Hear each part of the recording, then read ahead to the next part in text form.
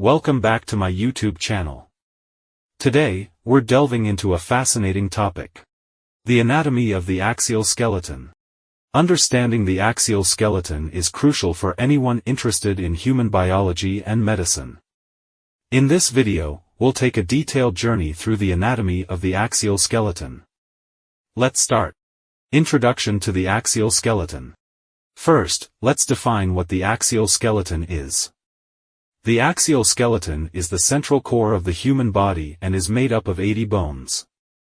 It serves as the foundation for the rest of the skeletal system.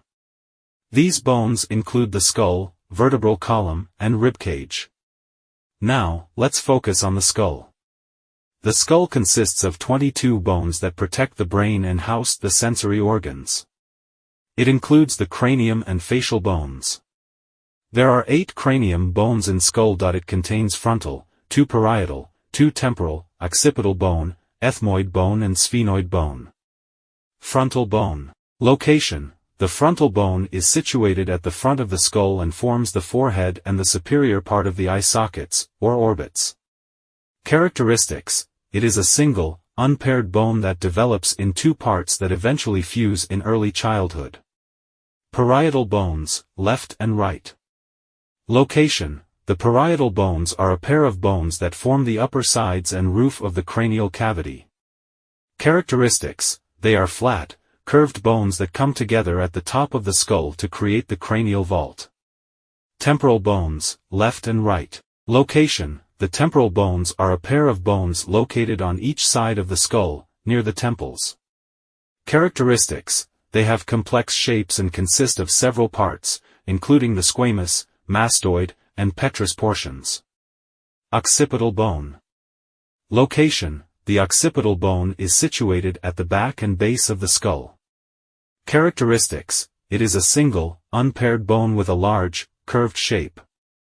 Ethmoid bone. Location. The ethmoid bone is located between the orbital plates of the frontal bone, roof of the nasal cavity, and anterior to the sphenoid bone. Characteristics. It is a delicate, complex bone that is highly porous. Sphenoid bone. Location. The sphenoid bone is situated at the base of the skull, in the middle of the cranial floor. Characteristics. It is a complex, butterfly-shaped bone with multiple parts. There are 14 facial bones in total. Here are the major facial bones and their key characteristics. Mandible, lower jaw. The mandible is the largest and strongest facial bone. It forms the lower jaw and is connected to the cranium at the temporomandibular joint, TMJ. The mandible consists of a horizontal body, 2 vertical rami, and a central mental protuberance, chin. It houses the lower teeth and plays a crucial role in mastication, chewing, and speech. Maxilla, upper jaw. The maxilla is a paired bone that makes up the upper jaw and the majority of the facial skeleton. It holds the upper teeth and forms the upper jawline. The maxilla is also a component of the hard palate, the floor of the orbits, eye sockets, and the sides of the nasal cavity. Zygomatic bones, cheekbones. The zygomatic bones are a pair of bones that form the prominent cheekbones. They articulate with the maxilla, frontal bone, and temporal bone. The zygomatic bones are involved in the formation of the lateral orbital rim and contribute to facial contours. Nasal bones. The nasal bones are a pair of small, rectangular bones located at the bridge of the nose. They contribute to the structure of the nasal bridge and the shape of the nose. Lacrimal bones. The lacrimal bones are the smallest bones of the face, located near the inner corner of each eye. They house the lacrimal sac, which is involved in tear drainage. Palatine bones. The palatine bones are a pair of bones that contribute to the posterior part of the hard palate. They also help form the floor of the nasal cavity. Inferior nasal conchae, turbinates. The inferior nasal conchae are a pair of thin, scroll-like bones located in the nasal cavity. They increase the surface area of the nasal passages and help humidify and filter inhaled air. Vomer. The vomer is a single, unpaired bone situated in the nasal cavity. It forms the inferior portion of the nasal septum, dividing the nasal cavity into left and right sides. Hyoid bone. The hyoid bone is a U-shaped bone located in the neck, just above the larynx, voice box. It is unique in that it doesn't directly articulate with other bones. The hyoid bone plays a role in supporting the tongue and is important for speech and swallowing. Vertebral column. Moving on to the vertebral column, it's the backbone of the axial skeleton, quite literally. It consists of 26 bones known as vertebrae, separated by intervertebral discs. Different regions of vertebral column. Cervical region, C1, C7. The cervical region is the uppermost part of the vertebral column and consists of 7 vertebrae. The first cervical vertebra is called the atlas, C1, which supports the skull and allows for nodding movements. The second cervical vertebra is the axis, C2, which allows for rotation of the head.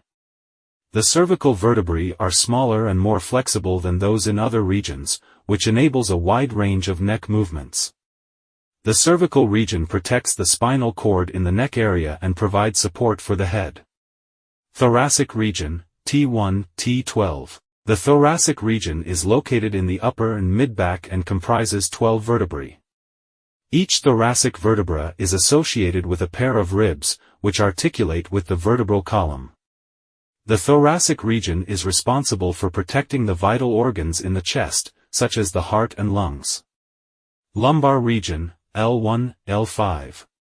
The lumbar region is in the lower back and consists of 5 large and robust vertebrae.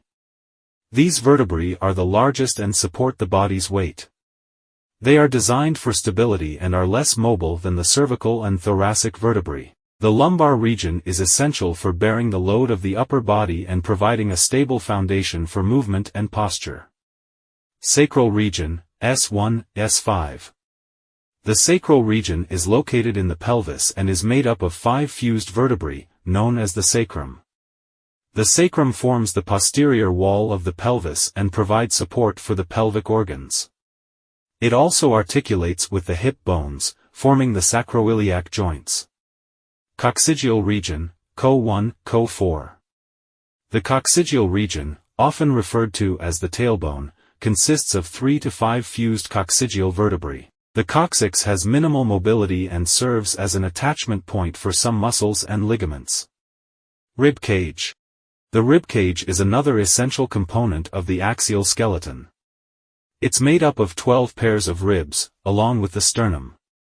Ribs come in different types: true ribs, false ribs, and floating ribs. True ribs, 1 to 7, are directly connected to the sternum, while false ribs, 8 to 10, connect indirectly via cartilage. Floating ribs, 11 to 12, have no direct connection to the sternum.